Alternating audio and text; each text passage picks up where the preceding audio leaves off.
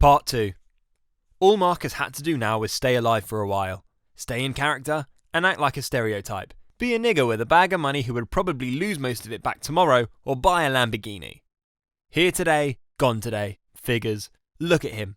Should be what anyone thought of him. Marcus needed that image for now, hence the ridiculous room. Hide in plain sight. He called down for room service and ordered 2 bottles of the most expensive champagne available, also requesting companionship suggestions from the concierge. Both requests were answered with, "We're on it right away, sir." Marcus didn't even want to know how the second request was going to be met, but then again, it's Vegas. Marcus located the room safe in the bedroom and tested it to see if it was large enough to put the bag in it. It is.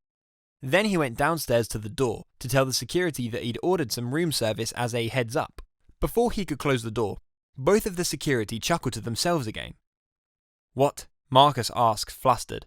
"Oh, it's nothing, sir, but you see, you're getting top-notch service, if you catch my drift." They dapped each other up. "Yeah, I think you'll enjoy your stay, sir." They were still laughing to themselves as he closed the door. Particular laugh that had annoyed Marcus his whole life. That "you have no idea what you're getting into" laughter. However, he would have certainly taken it condescendingly and reacted if they were anything other than black. He didn't particularly take black people too seriously, especially at this age. With his mind steady, his strategy began to grow. He figured it had been at least 5 minutes, so he returned to his shower upstairs and called Gabby again. She was already in the car. He tells her to stop by a convenience store, get duct tape, trash bags, and a few newspapers. She agreed. Then head to the Liberty and that he would call within 30 minutes. The next step came earlier than expected.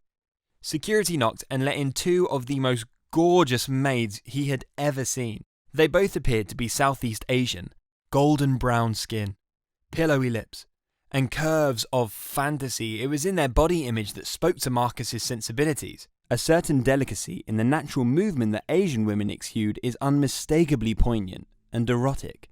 For Marcus, this was his maximum fantasy of interracial sex. As they wheeled the car over to the bar, they offered to make him a drink. He declined. The taller of the 2 asked to turn the music down, while the other made herself comfortable on the sectional. She beckoned Marcus to join her with a lick of her finger and a sly smile. He joined. Without hesitation, she immediately began to unbutton his shirt, to which Marcus stood up and stepped aside. Shocked, she apologized, but reminded him that he had companion interests. The other, oblivious to the exchange of words, rejoined the group and began to loosen her bustier. Her partner followed. But Marcus quickly stopped them both and asked for some privacy. "Maybe a little later," he said. "Are you sure about that?" they said, seductively and in unison. It was like a scene from a high-budget porno, you know, the pornos that have plots, budgets, etc. Marcus was firm though, and thanked them for the offer while quickly hurrying them to the door. He reached in his pocket and gave them a few $100s for a tip. Half-dressed and confused, they both still gave him a card and said to call it whenever. Once they were gone, Marcus asked the security, who were still smiling a bit, if there was a quiet and discreet way that he could get out of the casino without being noticed, like a back door or 2. The men nodded at each other, fully understanding, and said, "We understand, sir. How private do you need?" "I need no one saw me at all," Marcus responded. The men exchanged another look, this time more quizzical, followed by another nod to confirm. "Sure thing. We got you covered. Let us know when you're ready, sir." Marcus smiled and closed the door. Marcus went back upstairs to the safe and took $50,000 out, locking up the rest.